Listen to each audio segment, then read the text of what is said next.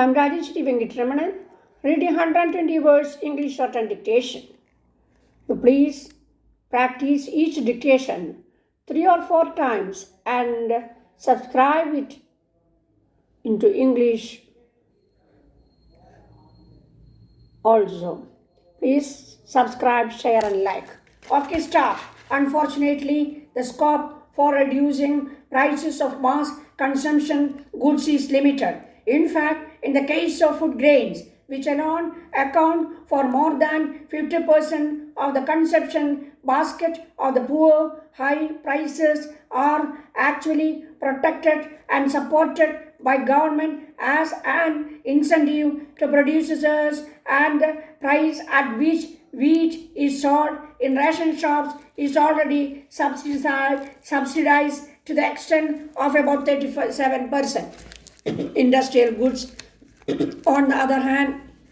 enter that basket only to a small extent, and the scope for materially reducing their prices is virtually non-existent burden, as they are with high and ever-rising cost of inputs such as raw materials, wages and power, and with heavy cumulative impose of excise duties all beyond the producer's control. One thing that seems clear from all this, apart from the fact that there is no simple or easy solution to the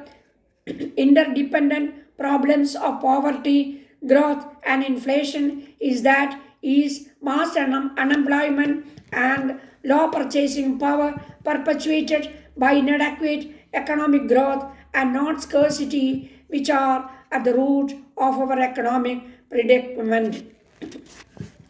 In these circumstances, attempts to reduce prices through such measures as zero deficit financing, cutbacks in planned investment, credit curves on productive industrial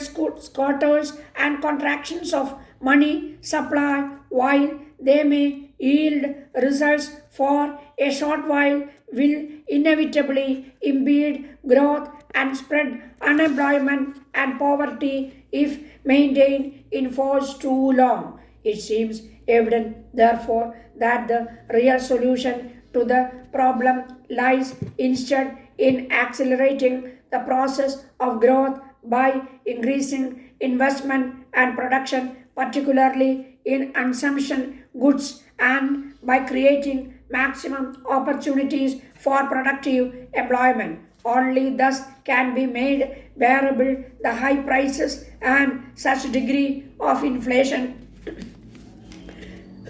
as seem unavoidable commitments of rapid economic growth in the present era. Coming to our own affairs, as shareholders will have noted from the mid-year report we issued on 15th November 1976, the company's performance showed a marked improvement during the half year ended 30th September 1976 over that of the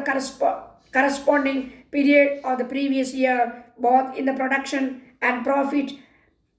inauguring well for a comparable improvement in the whole year's result. Such expectation has been fully borne out by the result now placed before the shareholders, who will see from the annex accounts the company fully recovered from the setback of the previous year, thanks on the one hand to a further increase in our output and sales, and on the other to a hard driving program of cost reduction begun in the previous year, for which the management and the staff deserve credit.